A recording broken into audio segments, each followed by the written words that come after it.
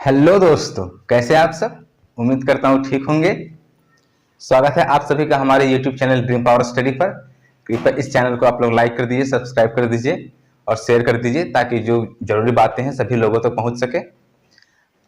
तो हम लोगों ने जो जो टॉपिक स्टार्ट किया था वो हम लोग हिस्ट्री और पॉलिटी लेके चल रहे थे। तो हिस्ट्री में हम लोगों ने आधुनिक भारत स्टार्ट किया था, जिसमें से हम लोगों ने देखा था कि यहाँ पर ब्रिटिशों का ये यूरोपियों का जो प्रवेश हो रहा था वो कैसे हुआ। सबसे पहले आने वाले यूरोपियन नागरिक कौन थे, उसके बाद कौन आए। तो अभी तक हम लोगों ने क्या देखा, तो हम लोगों ने देखा वो था, एक तो पुर्तगाली नागरिक देख चुके थे और दूसरा जो देख चुके थे तो वो था डच के बारे में समझ चुके थे।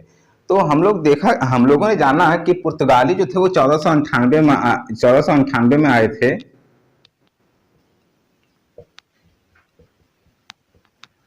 1498 में। और जो डच जो थे वो आए थे 1596 में। लेकिन जो इनका जो व्यापारिक कोठी की स्थापना हुई थी वो हुई थी 1602 में, यानी कि इनका जो जो मुख्य जो शासन काल चला था वो 1602 से ही चला था। ठीक है। तो अब हम लोग जो एक नया यूरोपियन नागरिक देखने का प्रयास करेंगे, तो उसमें से हम लोग देखेंगे अंग्रेजी ईस्ट इंडिया कंपनी। तो अंग्रेजी ईस्ट इंडिया कंपनी, जैसा कि हम लोग जानते हैं, जो हमारा जो भारत जो था, गुलाम जो था, तो वो किसका गुलाम था। तो जो मैक्सिमम ड्यूरेशन तक जो गुलाम रहा वो अंग्रेजों का ही गुलाम रहा। तो सबसे पहले हम लोग देखने का प्रयास करें कि अंग्रेज लोग यहाँ पे आए क्यों, सबसे पहला आने वाला कौन था, उन्होंने क्या क्या किया, यहाँ पे किस रूप में आए थे, उसके बाद धीरे धीरे यहाँ पर सत्ता स्थापित जमाना चालू किए। तो क्या क्या उस क्रम में क्या क्या हुआ, ये सब देखना हम लोग शुरू करते हैं। तो आइए आज हम लोग पढ़ते हैं क्या, अंग्रेज, ब्रिटिश नागरिक।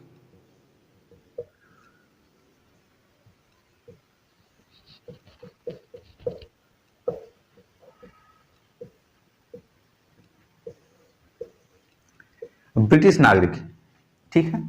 तो जैसा सबसे पहले हमने क्या देखा कि पुर्तगाली और डच जो यहाँ पे आए, तो आकर तो यहाँ से सामान को लेकर के चले गए, उनको ज्यादा जबरदस्त फायदा हुआ।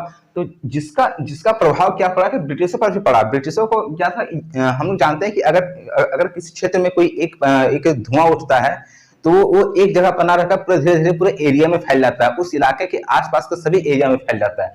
तो उसी तरह से जब यहाँ से जब भारत से ले जाकर जब बहुत सारे वहां पर फायदा होने लगा ब्रिटिशों को, ये पुर्तगालियों को और डचों को जब बहुत सारा फायदा हुआ, तो उसी क्रम में ब्रिटिशों को पता चला कि आखिर पुर्तगालियों के हाथ में या डचों के हाथ में ऐसा ऐसा क्या चीज लग गया है जिससे इनका जो ये जबरदस्त फायदा हो रहा है, इनका जो वृद्धि हो रहा है, विकसित हो रहे हैं ये लोग। तो उसी क्रम में ब्रिटिश नागरिक जो थे वो क्या किए, तो सबसे पहले ब्रिटिश वहां पर जब जब 1600 ईस्वी में ब्रिटिशों का आगमन कब हुआ था भारत में, तो ब्रिटिशों का आगमन अगर देखा जाएगा तो ऑफिशियली जो हुआ था वो 1600 ईस्वी में हुआ था। और इस समय यहाँ की महारानी कौन थी, ब्रिटेन की महारानी थी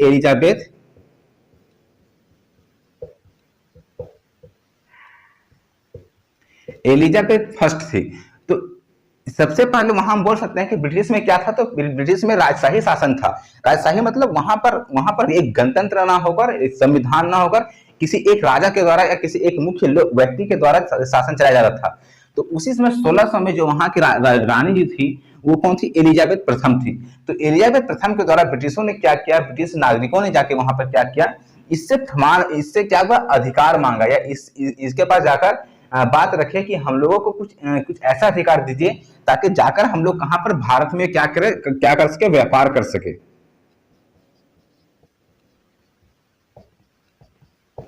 क्या कर सके, भारत में व्यापार कर सके। तो इसी क्रम में एलिजाबेथ ने वहां ब्रिटिश नागरिकों को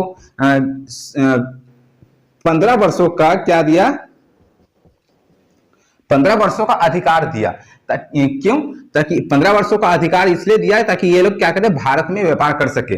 व्यापार करने का यानी कि अब जो ब्रिटिश नागरिकों को ऑफिशियली जो फरमान मिल चुका था, जिसे गोल्डन फरमान बुलाया जाता है, ऑफिशियली जो मिल चुका था कि हाँ आप लोग जा सकते हैं वहां पर और भारत में 15 वर्ष तक वहां जो एक अधिकार के रूप में वहां पर क्या कर सकते हैं, व्यापार कर सकते हैं।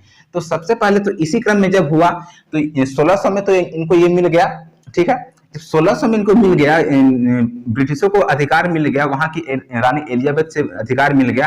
तो ये लोग क्या किया, भारत आए। जब भारत आए तो भारत में सबसे पहले जब आए तो ऐसा तो नहीं है कि जब ये लोग आए तो यहाँ पर अपनी सत्ता स्थापित कर चुके थे। अब इन लोगों ने क्या किया कि यहाँ की स्थिति को समझा, यहाँ की भौगोलिक दशाएं को समझने का प्रयास किया। तो उसी क्रम में धीरे धीरे यहाँ के जब डच फिर इनसे पहले जो यहाँ के डच आए थे, इनसे पहले जहाँ पर पुर्तगाली आए थे, उनके उनके भाव भाव को देखने का कोशिश की कि वे लोग कैसे यहाँ पर अपना जो शासन सत्ता चला रहे थे, कैसे धीरे धीरे अपना विकास की प्रक्रिया को आगे बढ़ाने लगे। तो उसी क्रम में धीरे धीरे इन लोगों ने क्या किया, तो यहाँ इनको ये पता चली कि अगर हम वहां का जो शासक है, वहां का जो वास्तविक शासक है, यानी कि भारत का उसमें जो वास्तविक शासक था, अगर उससे हमारा संपर्क हो जाए, उससे हमको कुछ अधिकार प्राप्त हो जाए ताकि हम वहां के क्षेत्रों में व्यापार कर सके, तो जाहिर सी बात है कि धीरे धीरे ये लोग अपना एरिया जो है, व्यापारिक एरिया, वो बढ़ाना चालू कर देंगे। तो उसी क्रम में हम लोग जानते हैं कि 1600 में जो था भारत में, तो भारत का शासक उसमें कौन था, तो मुगल बादशाह था। कौन? जहांगीर।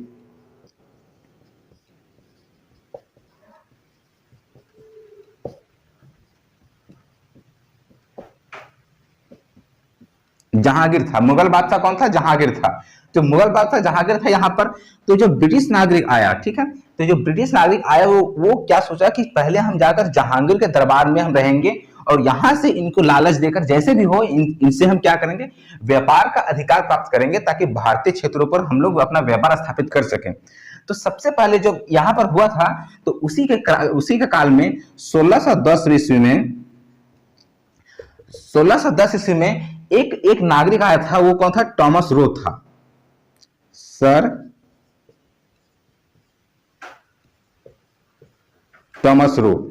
सर टॉमस रो जो आया, तो वो 1610 ईस्वी में मुगल बादशाह जहांगीर के दरबार में आया। ठीक है, जब जहांगीर के दरबार में आया तो इसने क्या किया, वहां पर जहांगीर के दरबार में रहते हुए वहां की भौगोलिक स्थिति को समझने की कोशिश किया। यहाँ का जो मुगल बादशाह था उसको धीरे धीरे अपने अपने वश में करना चालू किया, लालच दे करके, ऐसे वैसे मना करके।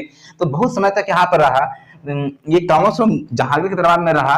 तो टॉमस रो जब यहाँ पर रहा, तो ये क्या किया, कुछ हद तक जहांगीर से यहाँ पर व्यापार करने का जो अधिकार था वो प्राप्त कर सका था, लेकिन पूर्णतः यह अधिकार प्राप्त नहीं कर पाया था।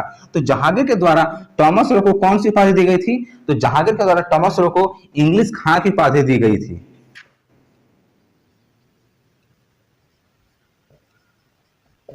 कौन सी उपाधि? जहांगीर के द्वारा सर टॉमस रो को इंग्लिश खां की उपाधि प्रदान की गई थी। तब जैसे ही यह 1610 में आया और फिर कुछ समय तक यहाँ पर रहा, तो यहाँ से क्या किया, भारत का जो स्थिति था उसको पता करके जब ये देखा कि हम पूरी तरह से सक्षम नहीं हो पा रहे हैं भारत में व्यापार का अधिकार प्राप्त करने के लिए, तो इसने यहाँ से जितना भी हो सका, इससे हम जानते हैं कि अगर हम कहीं पे कुछ स्थापित करना चाहते हैं, कोई व्यापार स्थापित करना चाहते हैं, तो अगर हम उस क्षेत्र के लिए कामयाब नहीं हो पा रहे हैं, तो हम क्या करते हैं कि चलो कोई ठीक नहीं, जो मेरे बाद जो आने वाला है उसके लिए हम क्या करते हैं, एक रास्ता का निर्माण करते हैं। जैसे पुर्तगालियों ने क्या किया, वास्को डी गामा ने सबसे पहले एक समुद्री रास्ता का खोज किया, उसका फिर और आए तो उसने क्या किया, व्यापारिक कोठी की स्थापना की। जब व्यापारिक कोठी का स्थापना हो गया तो यहाँ आकर फिर अपना मुख्यालय स्थापित किए। मुख्यालय स्थापित करने के बाद व्यापार धीरे धीरे बढ़ाने लगे। तो उसी तरह से सर टॉमस रो जो थे, वो सर टॉमस रो क्या किए, अंग्रेजों के लिए भारत में व्यापार करने का जो था मार्ग प्रशस्त करने का श्रेय आता है टॉमस रो को आता है। तो इन्होंने टॉमस रो जो था जहांगीर के दरबार में रहकर यहाँ से कुछ अधिकार लेकर के चला गया, आपने कहां पर, इंग्लैंड चला गया। ठीक है, ब्रिटिश नागरिक ब्रिटेन चला गया। अब क्या हुआ, जब ये यहाँ पर चला गया तो फिर उसके बाद फिर 1615 में कौन, तो 1615 में जब ये चला गया, ब्रिटेन चला गया, तो जब ब्रिटेन चला गया यहाँ पर से टॉमस रो चला गया, तो फिर देखा कि वहां की रानी ने देखी क्या थी कि ये जो था वो उतना सक्षम नहीं हो पाया था, उतना वहां पर तो गया था अधिकार प्राप्त करने के लिए, लेकिन ये अधिकार प्राप्त न करके वहां से कुछ भौगोलिक दशाओं को, वहां की स्थिति को, वहां को कैसे हम यहाँ पर अपना सत्ता स्थापित कर सकते हैं, कैसे इन शासकों को तोड़ सकते हैं। तो इनको एक चीज पता चल गया था कि अगर भारतीय लोग क्या है, बहुत लालची थे उस टाइम, तो अगर हम किसी प्रकार से इन मुगल बादशाहों को लालच के अंदर फंसा सके, तो क्या है कि हम वहां पर अपना जो व्यापारिक सत्ता है उसको स्थापित कर सकते हैं धीरे धीरे। तो उसी के क्रम में फिर 1615 में जो ब्रिटिश नागरिक आने वाला था वो कौन था, तो 1615 में जो आया था वो था कैप्टन हॉकिंस।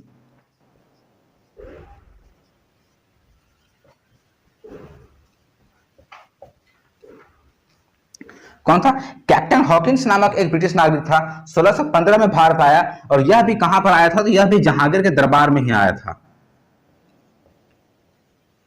जहांगीर के दरबार में आया था, क्योंकि उस समय तो मुगल बादशाह जहांगीर ही था 1615 में। तो ये आया, जब ये आया कैप्टन हॉकिंस आया, तो इस कैप्टन हॉकिंस को पहले से ही आइडिया लग चुका था कि हम वहां पर जाके हमको क्या एक्स्ट्रा चीज करना है, क्या वैसी वैसी हरकतें करनी है जिससे जो मुगल बादशाह वो हमारे हमारे पक्ष में आ जाए, हमको व्यापार करने का अधिकार दे दे। क्योंकि टॉमस रो वहां पर जाके बता चुके थे। तो जैसे यह आया, तो जो टॉमस रो नहीं कर पाए थे, जो टॉमस रो की कमियां थी, उसको ये क्या किया, पूरा करने का प्रयास किया। तो धीरे धीरे वहां पर लंबे समय तक रहा। जहांगीर का क्या मुगल बादशाह का ये तारीफ करना धीरे धीरे चालू किया, चापलूसी करना चालू किया। ताकि अब हम जानते हैं कि अगर हम किसी व्यक्ति का तारीफ कर देते हैं, चापलूसी कर देते हैं, तो जो व्यक्ति हमारा दुश्मन होता है वो धीरे धीरे मित्र बनने की कोशिश करने लगता है। तो उसी क्रम में जब ये कैप्टन हॉकिंस इसका चापलूसी करना चालू कर दिया, तो जहांगीर को लगा कि हाँ, ये जो है वो हमारा भलाई कर सकता है। क्योंकि ब्रिटिशों का शुरू से ही नीति रहा था कि फूट डालो और राज करो की नीति। तो ये जानता था कि अगर हमको यहाँ पर सत्ता स्थापित करनी है, यहाँ पर व्यापार करना है, तो हमको क्या करना पड़ेगा कि जहांगीर को, यानी कि जो वहां का मुगल शासक था, उसको अधिक से अधिक अपने अपने अपने पक्ष में कन्वीनियंस करना पड़ेगा। तो इसी क्रम में इसने कैप्टन हॉकिंस ने यहाँ पर रहा, बहुत लंबे समय तक यहाँ पर रहा, जहांगीर दरबार में रहा। और लगभग 10 से 15 सालों के बाद इसने क्या किया, वहां पर भारत में व्यापार करने का अधिकार जो था वह जहांगीर से प्राप्त कर लिया। तो सबसे अगर यहाँ पूछता है कि भारत में व्यापार करने का अधिकार किसने प्राप्त किया था, तो वो था कैप्टन हॉकिंस द्वारा मिला गया था। ठीक है, देखते हैं आगे। तो अगर यहाँ पे एक क्वेश्चन पूछता है कि भारत में जो ब्रिटिश कंपनी का, ब्रिटिशों का भारत में व्यापार करने का अधिकार प्राप्त करने वाला कौन था?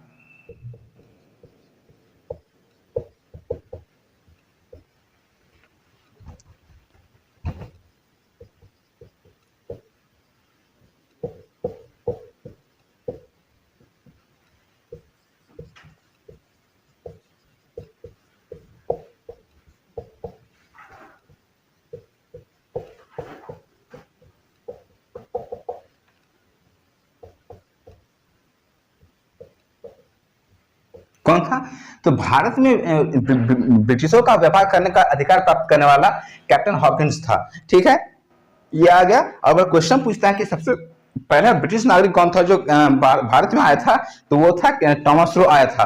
और कौन किसके अधिकार से आई थी? तो वहां पर रानी जो थी एलिजाबेथ प्रथम थी, उसने ब्रिटिशों को 15 वर्षों का एक अधिकार दिया था कि 15 वर्ष के लिए आप जाकर भारत में व्यापार कर सकते हैं।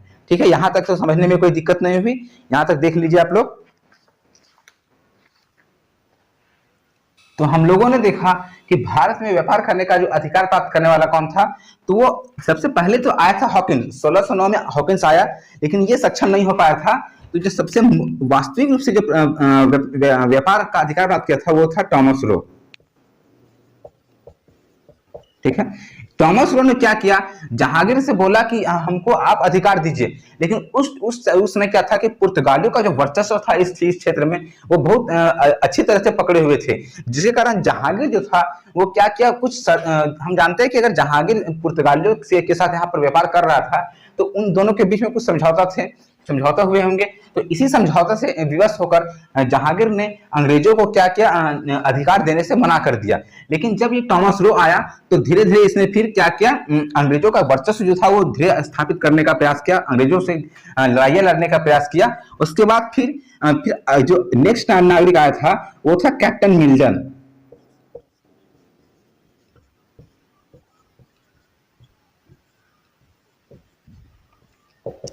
कैप्टन मिल्टन था नेक्स्ट नागरिक। कौन था? Captain Milton. कैप्टन मिल्टन जब आया तो क्या किया, कैप्टन मिल्टन के आने से ये तो सबसे पहले जो आने वाला था हॉकिंस, उसको टॉमस रो। तो टॉमस रो जब आया तो वहां पर कुछ तो जहांगीर से सत्ता स्थापित करने का प्रयास किया। तो उसके द्वारा जो रास्ता का निर्माण किया जा चुका था, उसको कैप्टन मिल्टन ने क्या किया, वहां पर लाकर पुर्तगालियों पर अपना वर्चस्व जमाना चालू किया धीरे धीरे। और पुर्तगालियों जब देखा कि ब्रिटिश लोग पुर्तगालियों पर भारी पड़ रहे थे, तो धीरे धीरे फिर यहाँ पर ब्रिटिशों का सत्ता स्थापित होने लगा। और इसी क्रम में कैप्टन मिल्टन द्वारा सूरत में पहली व्यापारी कोठी खोली गई थी। कहां पर? तो यानी कि अगर पूछता है कि ब्रिटिशों का पहला व्यापारी कोठी कहां पर खोला गया था, तो सूरत में ही खोला गया था। और पहला व्यापारी कोठी खोलने वाला प्रथम नागरिक कौन था, तो कैप्टन मिल्टन था, जो कि पुर्तगालियों को हरा करके, पुर्तगालियों का जो वर्चस्व था उसको कम करके सूरत में व्यापारी कोठी खोलने पर में सक्षम हो पाया था। तो हम देख चुके हैं कैप्टन मिल्टन जो था वो के द्वारा सूरत में पहली व्यापारी कोठी खोली जा चुकी थी। यानी कि ब्रिटिशों का जो यहाँ पर जो सत्ता स्थापित करने का जो प्रयास था, व्यापार करने का जो अधिकार था, वो धीरे धीरे पूर्ण होते नजर आ रहा था। ठीक है, आइए अब हम नेक्स्ट देखते हैं कैप्टन मिल्टन के बाद फिर और आने वाले ब्रिटिश नागरिक ने क्या क्या किया, तो उसको समझने का प्रयास करते हैं हम लोग।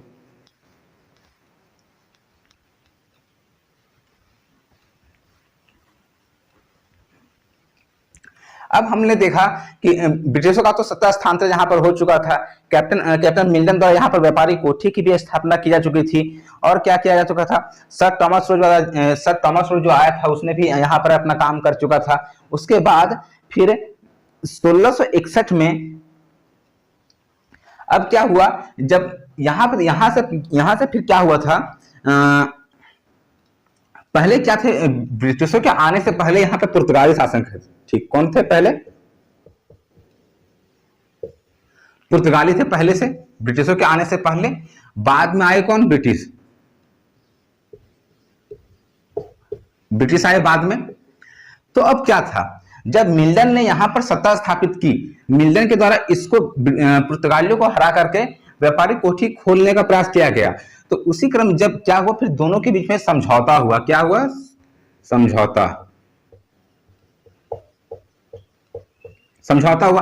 क्योंकि हम जानते हैं कि अगर हम किसी नया क्षेत्र में जाते हैं, अपना व्यापार करना चाह रहे हैं, तो हम सोचेंगे कि अगर चलो ठीक है, हम अगर जो पहले से वहां पर जो सत्ता स्थापित है उसको हम खत्म नहीं कर पा रहे हैं, तो हम कोशिश करते हैं कि ज्यादा से ज्यादा हम उनके साथ समझौता करें। तो इसी क्रम में पुर्तगालियों और ब्रिटिशों के बीच समझौता हुआ। 1661 में समझौता हुआ। कब हुआ था, 1661 में एक समझौता हुआ था। और जिसके तहत क्या था, तो जो ये ब्रिटिश नागरिक कौन था, चार्ल्स सेकेंड जो था, चार्ल्स सेकेंड, उसका विवाह पुर्तगाली राजकुमारी के साथ कर दिया गया था। अब पुर्तगाली राजकुमारी का नाम क्या था, कैथरीन और ब्रिगेंजा नाम था। ठीक है, चार्ल्स द्वितीय का विवाह किसके साथ किया गया था, कैथरीन ब्रिगेंजा के साथ।